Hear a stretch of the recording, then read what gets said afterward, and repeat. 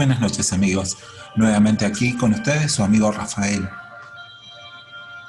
Bueno, he visto que han tenido mucha participación en los comentarios de mi video anterior, así que estoy muy agradecido porque todas sus reflexiones y sus comentarios o los diálogos que conformamos entre todos nosotros sirven siempre para reflexión y es de mucha ayuda para aquellas personas que se encuentran todavía dentro de la secta La Luz del Mundo y tienen ese terror psicológico, ese miedo que les impide dar el paso para que puedan ser libres. Y bueno, ahora nuevamente desde el canal Ex Luz del Mundo Libres, transmitiendo desde Mendoza, Argentina, les envío un gran saludo a todos mis seguidores, a mis suscriptores. Muchas gracias por participar activamente, muchas gracias por estar.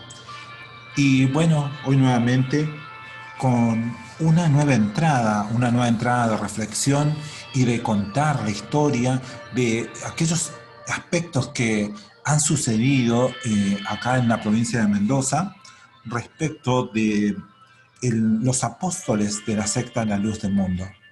Y eso es lo que queremos ir analizando y haciendo a la vez una comparación o una analogía respecto de lo que relata la Biblia, de cómo se comportaban los hombres de Dios, ¿sí? En la era de la iglesia primitiva cristiana. Por eso me parece importante poder comentarles respecto de qué fue lo que sucedió cuando por primera vez vino un apóstol de la luz del mundo a mi ciudad, ¿sí? Quiero comentarles de esto porque no he visto que se haya comentado específicamente como un tema en algún otro canal, a través de algún video, y me gustaría hacerlo porque sé a través de la lectura que he hecho en varios foros, de que a todos los hermanos de la iglesia en distintas ciudades de Latinoamérica, incluso de Estados Unidos, peor todavía, pero sobre todo de Latinoamérica, en donde vivimos nosotros, que son países en los cuales existe una economía frágil y una diferencia respecto del valor de la moneda, lo que hace de que todo sea muy costoso, excesivamente costoso. Eh, Todo lo que implica recibir a un apóstol de la luz del mundo. Voy a narrar eso. Bien, como les comenté en el video anterior, yo pertenecí y fui miembro activo de la secta La Luz del Mundo desde los 6 o 7 años de edad. Mis padres y mi familia, mis hermanos concurrían a la secta y bueno, yo como era menor de edad también crecí y estuve sujeto a la programación mental. Y bueno, mi salida de La Luz del Mundo fue a los 28 años de edad. Y desde esa fecha hasta la de hoy tengo 41, hubo un cambio muy grande en mi vida y ese cambio siempre fue para bien y muy positivo. Les relaté en el video anterior que yo veía con claridad cómo se mantenían a las mentes cautivas y programadas. Y nunca quise ser parte de ese sistema porque siempre descubrí que esa libertad que tiene en esencia el ser humano y ese regalo de Dios, del uso de la razón, de la reflexión, eran las herramientas que nos pueden llevar hacia el conocimiento y la sabiduría, el diálogo y el respeto. Pero no es lo que siembra la luz del mundo en las personas, sino todo lo contrario, siembra dogma, siembra reglas que violan los derechos humanos y una infravaloración propia del ser, tal que todos aquellos miembros que se encuentran activos en la luz del mundo se consideran a sí mismos como miseria o poca cosa. Y hay una programación mental constante respecto al líder de la secta, al cual lo ven inmaculado, perfecto, sin pecado. Y eso es lo más importante que tenemos que destacar de la secta de la Luz del Mundo, porque esa es la característica principal que tienen todas las instituciones que se consideran sectas. Tienen un líder incuestionable y la manipulación de sus seguidores a través del miedo, para que no puedan pensar o replantear lo que el líder ordena. Bien, bueno, hoy Luz del Mundo tiene a su líder preso en Estados Unidos, en California, por causas relativas a la violación de menores, trata de personas, pedofilia y producción de pornografía infantil. En el año 2021 va a ser juzgado. Primero quiero recordarles, de la lectura de la Biblia surge claramente cómo la cercanía, el amor, el cariño, la dulzura, el mensaje que tenía Jesús respecto de aquellas personas que sentían esa necesidad de conectar con lo espiritual.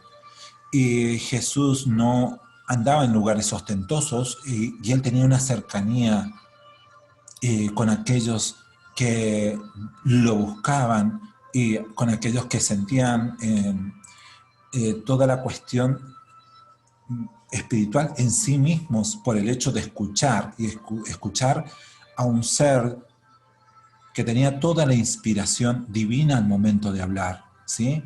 Fluía de sí mismo palabras de sabiduría, consejos y mensajes que nunca se habían escuchado. Y era lo que Cristo transmitía y enseñaba y compartía con aquellas personas que a lo largo de sus años de ministerio, Jesús fue conociendo porque iba pasando por distintos pueblos.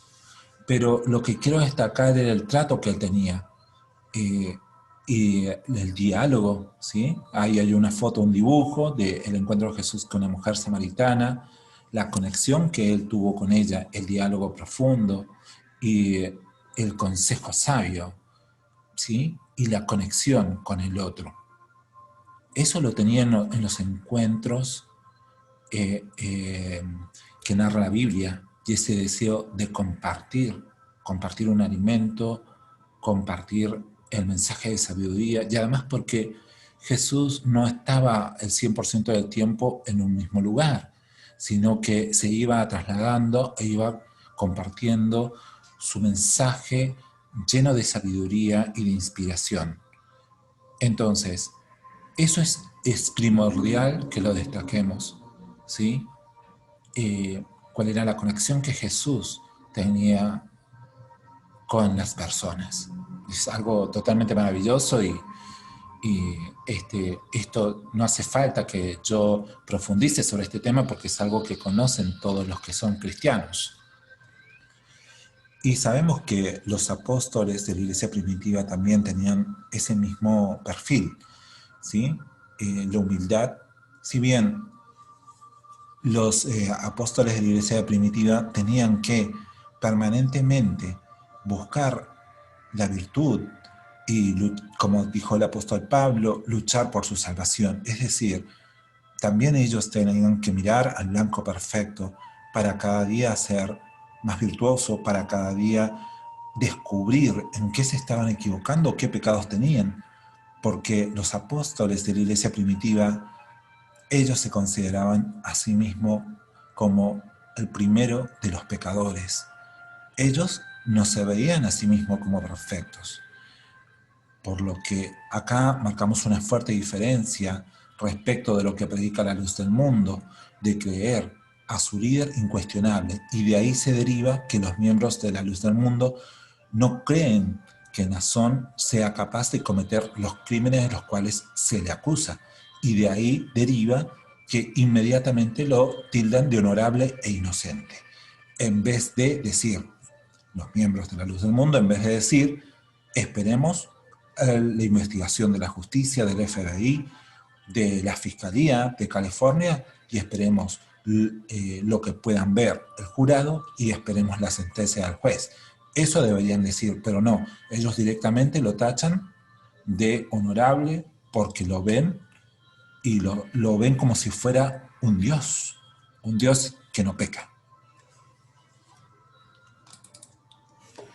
La Luz del Mundo en Argentina, en San Rafael, recibió por primera vez al apóstol de la secta La Luz del Mundo, Samuel Joaquín Flores, en 1990. Yo tenía 9 años de edad y en esa época recuerdo que llegó el siervo del Señor, pero previo a ello, yo me imaginaba cómo sería el encuentro con él, porque era mucha la expectativa y el trabajo que hicieron los pastores locales y pastores de otras iglesias de ciudades cercanas, en este caso de Chile, porque San Rafael era la única iglesia en Argentina. Y entonces vinieron pastores, obreros y predicadores de la República de Chile, de la Luz del Mundo, y ellos lo que buscaban era encender la emoción, buscaban trabajar con la parte emocional de la iglesia, de los miembros de la iglesia en Argentina, que eran un total de 40 miembros.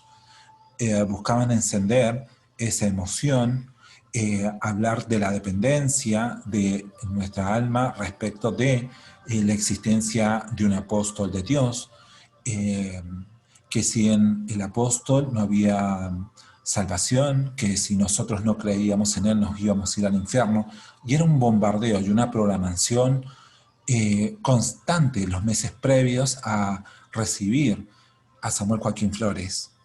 De tal manera que se estaba preparando la iglesia para conectar la llegada de Samuel Joaquín Flores con la emoción y con todo lo que implicaba a nivel externo respecto de esa emoción al verlo.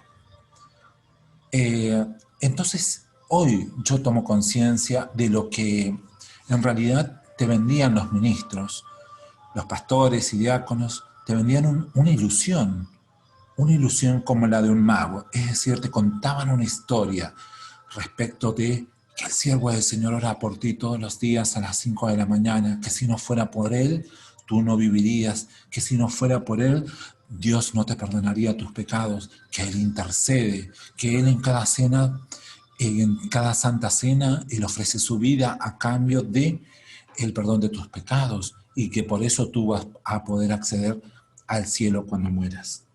Entonces, toda esta ilusión que yo hoy veo, que era todo un mundo ilusorio de creencias que generaba, eran responsables los diáconos y pastores de generar e implementar como programación mental a la iglesia de 45 miembros que asistían todos los días.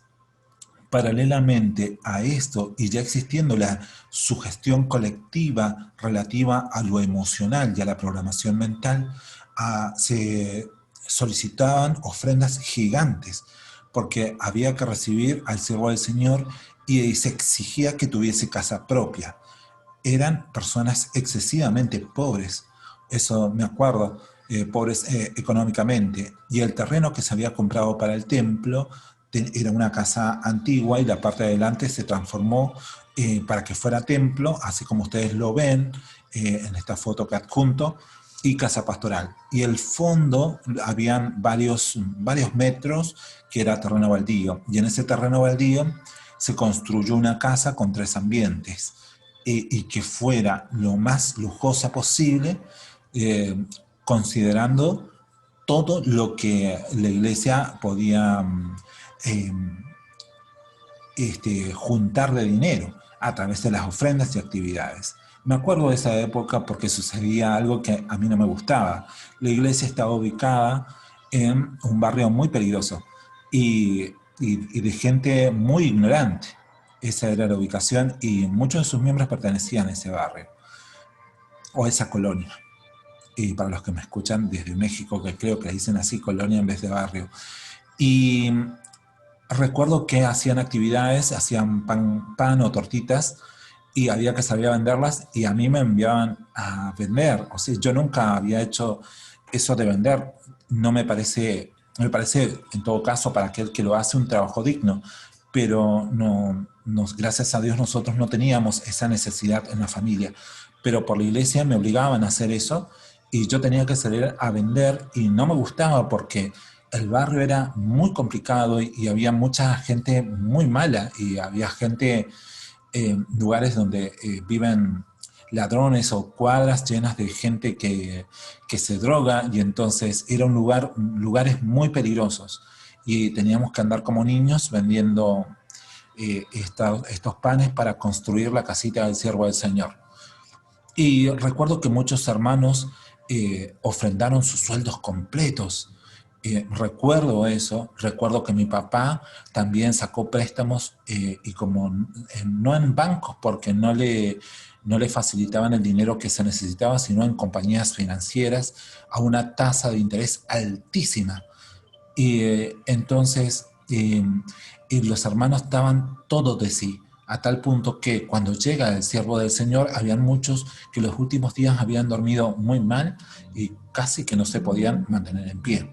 No solo había que ofrendar todo lo que se podía y participar en las actividades, y recuerdo a mi familia, mis hermanos mayores, mi papá, cómo trabajaron activamente en la construcción de la casita del siervo del Señor, utilizando los materiales más caros que se podían usar y luego se compraron los muebles y los utilitarios del baño y todo lo que era necesario para esa casa, tres ambientes que se le preparaba al siervo del Señor, lo más caro que había en la zona, en la ciudad en donde vivo y de la cual narro esto. Eh, Así que el trabajo y el esfuerzo de meses fue enorme en cuanto al económico, en cuanto a las ofrendas, en cuanto a las actividades de las hermanas que donaban su tiempo para hacer gratuitamente todo este trabajo de la preparación de la masa y del pan casero que se vendía, los niños que salíamos a vender eh, y exponíamos nuestra seguridad física en lugares y en cuadras en donde había mucho peligro respecto de la delincuencia y la droga. Y bueno, se pudo construir la casa para el siervo del Señor y, y cada vez se iba acercando al día de la llegada de él y se nos exigió a todos que trajéramos pañuelos blancos. Estoy hablando de 1990. Ya a los niños se les exigió que se los vistiera todo de blanco, y me acuerdo que yo iba vestido todo de blanco, y porque iba a llegar el siervo de Dios. Ese día, recuerdo, y no me acuerdo si fue un día de semana o no, pero sé que fue en una reunión de la tarde a las 19 horas, y recuerdo que primero llegaron varios ministros, pastores, diáconos, y empezaron a la iglesia a hacer cantar más fuerte, cantos de honra y esto y aquello, a decir nuevamente, crear ese mundo ilusorio sobre Samuel Joaquín Flores, que Samuel esto, que Samuel aquello, que es el que te da la vida, que es el que te da consejo. Bueno, todo lo que tú como miembro activo de Luz del Mundo ya conoces. Y recuerdo que en ese entonces, cuando la iglesia estaba en pleno furor, llega un auto y en ese auto se baja Samuel Joaquín Flores. Me acuerdo de su secretaria, es extremadamente hermosa, la secretaria, muy alta, delgadita, piel blanca, y era la que manejaba el auto. Y recuerdo que los hermanos de la iglesia, de esta iglesia pequeña de 42 miembros, habían alquilado un auto para ir a buscar al siervo del Señor. Pero cuando nos enteramos, el siervo del Señor se había alojado y ya estaba en la ciudad de San Rafael y se había alojado en el hotel más caro y había alquilado el auto más caro. Bien, así que ese fue un gasto en vano. Entonces lo que sucedió fue que llegó Samuel Joaquín Flores cuando la iglesia ya estaba totalmente enardecida, y cuando yo lo vi a un hombre totalmente frío, un hombre sin conexión con sus emociones, vi un hombre déspota, soberbio, altivo, Y recuerdo que todos cayeron en lenguas, todos cayeron de rodillas delante de él, pero yo no sentí absolutamente nada. Eso me recuerda mucho a la historia en el pasaje de la Biblia que hablaba de Sadrach, Mesach y Abednego, porque ellos no se arrodillaron ante la estatua del rey Nabucodonosor, ante el dios pagano, y era a través de amenaza de quemarlos en un horno que se les exigía que cayeran de rodillas, pero ellos no lo hicieron. Y pienso que en la luz del mundo pasa algo parecido. Se exige a través del terror de que si no crees en el siervo de Dios, te vas a ir al infierno. Entonces hay una cuestión de presión psicológica terrible y termina en el caso de que lleves varios años allí o en el caso de las mentes débiles, terminan cayendo a esa presión psicológica y al movimiento de la masa colectiva. Esto está explicado en varias experiencias científicas de que la masa, es decir, un grupo colectivo de personas, el pensamiento individual termina cambiando por el pensamiento colectivo para no sentirse aislado. Eso sucede a nivel subconsciente. Y esto es lo que se observaba con claridad. Fue necesario todo ese circo que se armó por parte de los ministros, pastores y diáconos para que hubiese todo ese circo y esa narración de esa ilusión, de esa magia. Con esto quiero decir, con la palabra magia e ilusión, hago referencia a que te crean un relato que es mentira. Te cuentan la existencia de un héroe que no es tal. Entonces tú te sugestionas tanto a nivel emocional que cuando llega esa persona que en tu subconsciente es el héroe, es el que te da la vida, es el resuello de tus narices, es el que intercede ante ti, ante Dios por ti. Entonces cuando llega, la emoción es más fuerte porque lo estás viendo real. Entonces, ¿qué sucede? Cuando llegó él y no tenía esa conexión emocional, Samuel Joaquín Flores, llegó él, toda la gente cayó desbordada.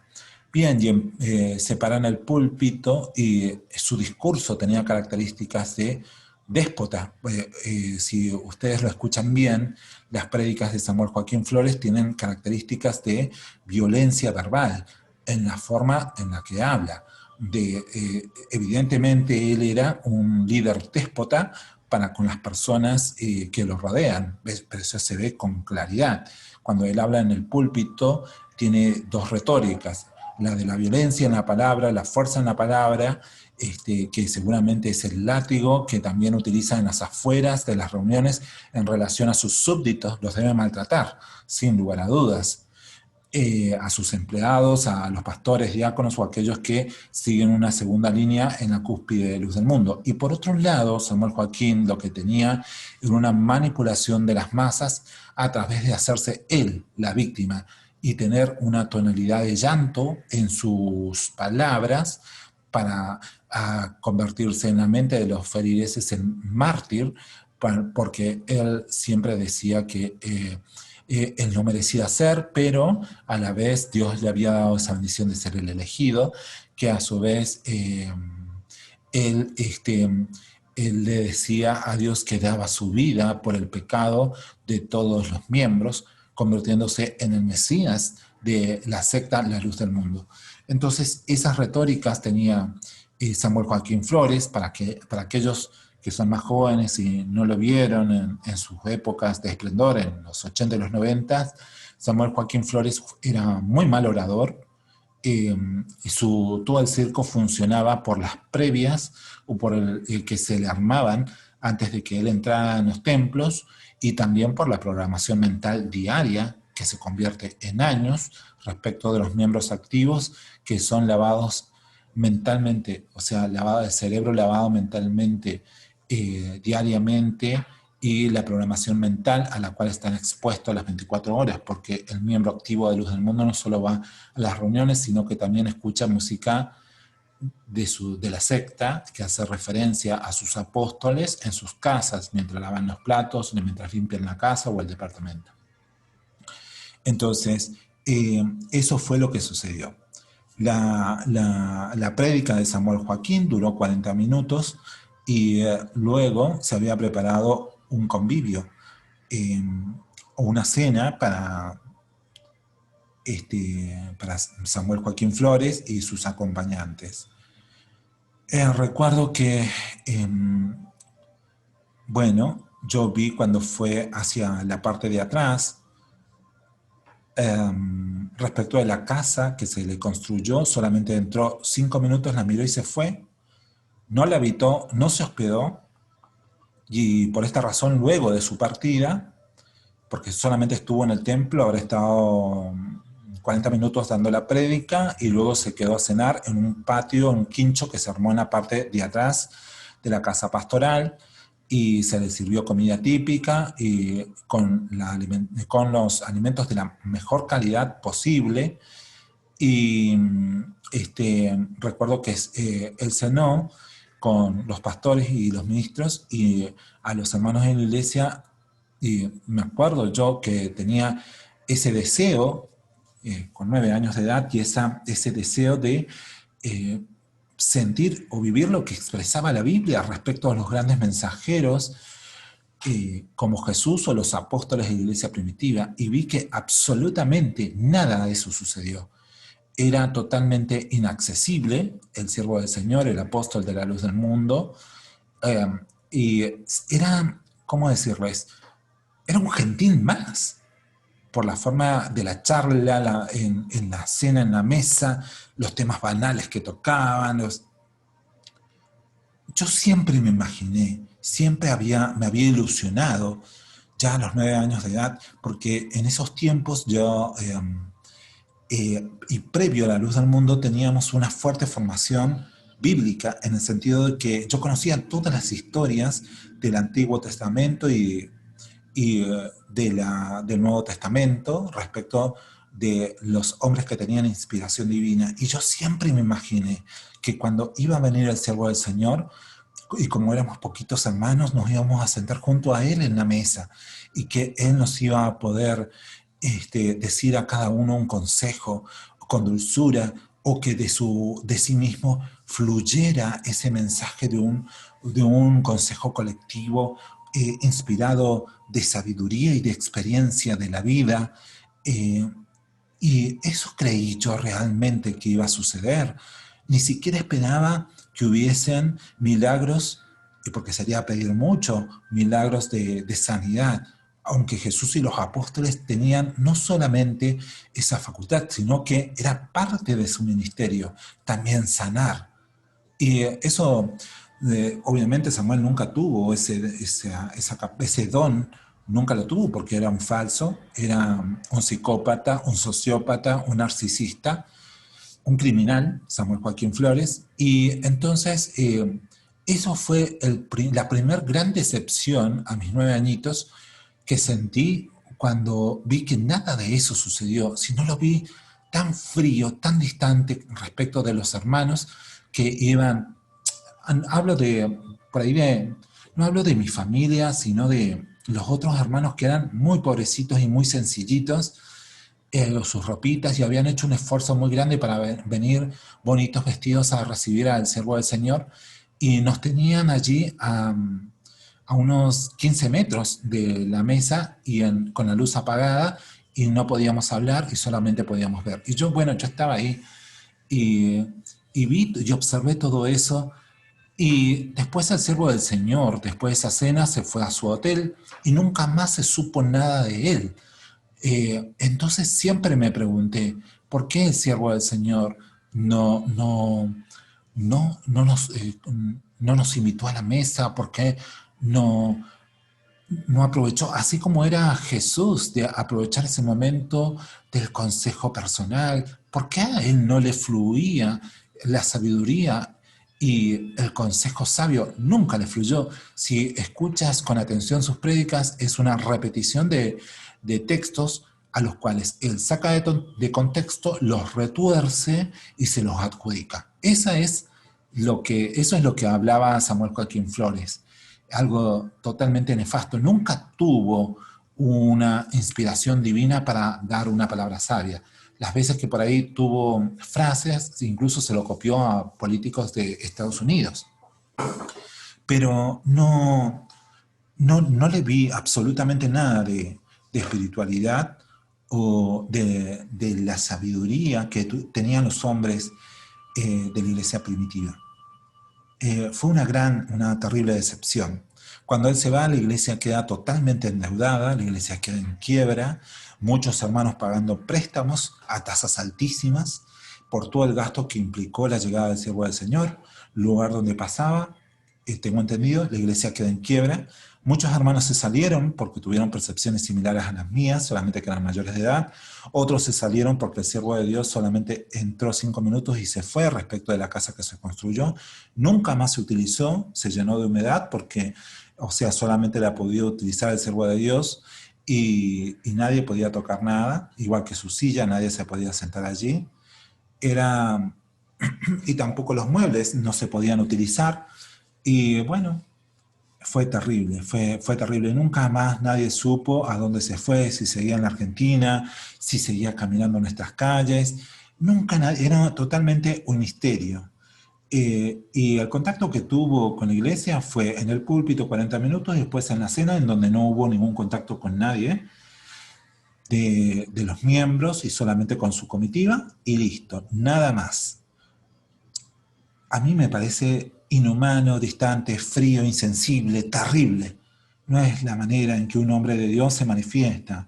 No, eso no es así, es todo lo contrario a la mística divina, a la mística que tenían los grandes hombres de la iglesia primitiva. Incluso que no solamente compartían, sino que visitaban a los miembros. Además, si venís a miles y miles y miles de kilómetros y llegas hasta la Argentina, desde México hasta la Argentina, qué gran oportunidad para quedarte unos días y asistir a todas las reuniones y hablar personalmente con cada uno de los hermanos si éramos 40. Pero nada de eso sucedió, nunca le importó. Fue una pérdida luego, después de su partida, no creció la iglesia, no hubo manera de levantar luego, porque esa foto que les muestro es actual del Templo de la Luz del Mundo en San Rafael y es exactamente la misma de 1990, con algunas pequeñas variaciones, pero sí las mismas bancas.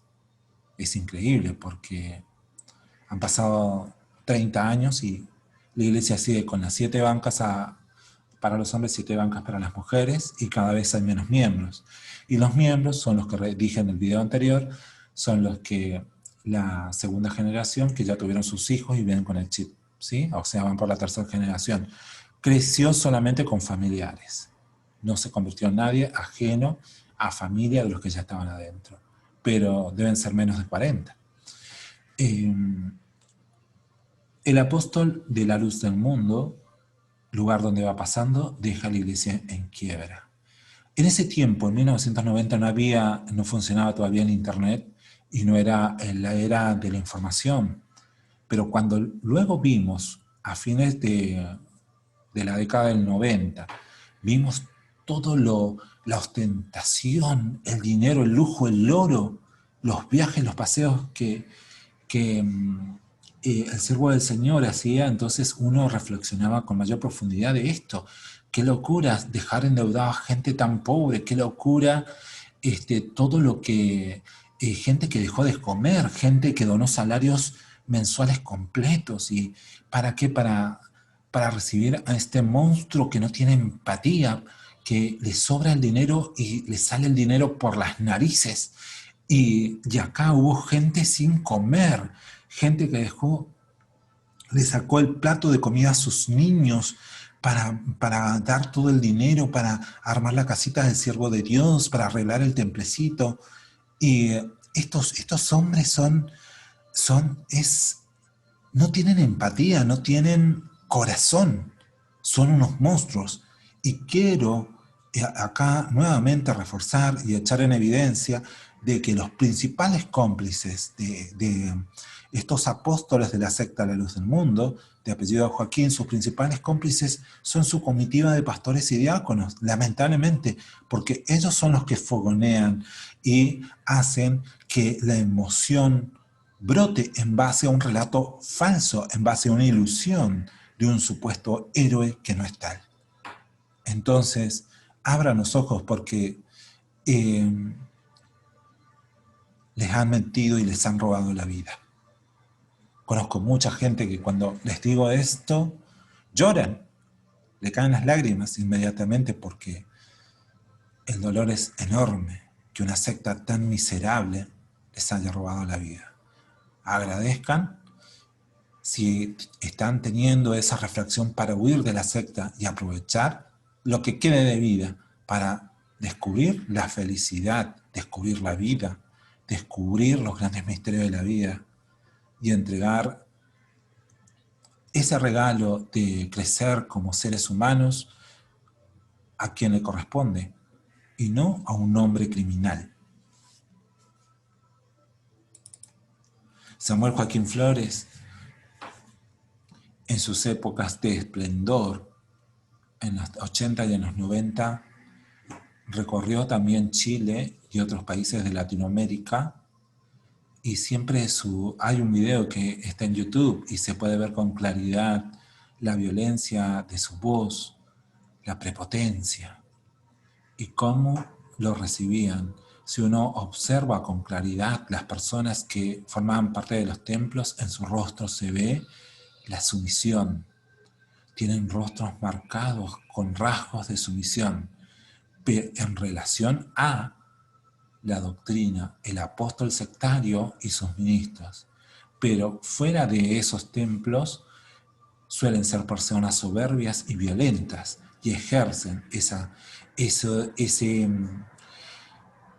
sentimiento de someter a otro en sus propias familias, lo que hace que muchos de ellos sean violentos. Repiten ese paradigma instalado en la secta de la Luz del Mundo, que el poder se logra a través de la violencia y la sumisión del otro. Samuel Joaquín Flores tuvo una segunda venida a la ciudad de San Rafael, en Mendoza, Argentina, en 1994. Sin embargo, no sucedió la euforia que había sucedido en 1990 y esa llegada de Samuel Joaquín Flores quedó en el olvido. Hay un video ahí grabado, una cinta de VHS, en donde se ven cómo los hermanos bostezan cuando pasa Samuel Joaquín Flores a dar la prédica. Aburrida, sin contenido, sin sabiduría, y ya no se generó nada de la euforia de su primer venida. Lo que sí recuerdo es que en esa oportunidad, en 1994, nos prohibieron entrar a la parte de atrás del templo en donde se preparaba una cena, ¿no? Ya no se podía pasar. En la otra oportunidad sí, pero tenemos que estar a 15 metros de distancia. En esta segunda venida de él no nos permitieron pasar y sé que se preparó. Eligieron a 2 jovencitas vírgenes de la iglesia, las más bonitas, y las prepararon con vestidos de baile, de ropa típica, y las maquillaron y también eligieron a 2 muchachos para que bailaran para el siervo del Señor. Eso lo sé, y eso eso lo sabe toda la iglesia acá en San Rafael. Pero yo no puedo decir más porque no vi, sé que sucedió, que se le bailó al siervo del Señor, pero no nos dejaron pasar a los hermanos de la iglesia, y bueno, creo que en esa oportunidad, yo realmente ni me acuerdo, pero habrá sido una prédica también de 40 minutos en la cena y después se fue, nadie más supo nada de él, ni siquiera en qué hotel estaba, ni nada. Eso, Samuel Joaquín Flores, bueno, falleció creo que en el 2014, ¿sí? En el 2014, fallece en diciembre del 2014, con total impunidad desde el punto de vista terrenal, porque siempre compró las autoridades, a los jueces, y siempre tuvo alianzas políticas. Y fue realmente un líder déspota, un criminal que era un narcisista, con narcisismo maligno, un psicópata, violento y déspota. Se nota en sus prédicas, búsquenlo. Se nota también en las presentaciones que él ha tenido a la hora de recibir premios. La forma de hablar no tiene nada que ver en absoluto con una persona que pueda llegar a tener una inspiración divina.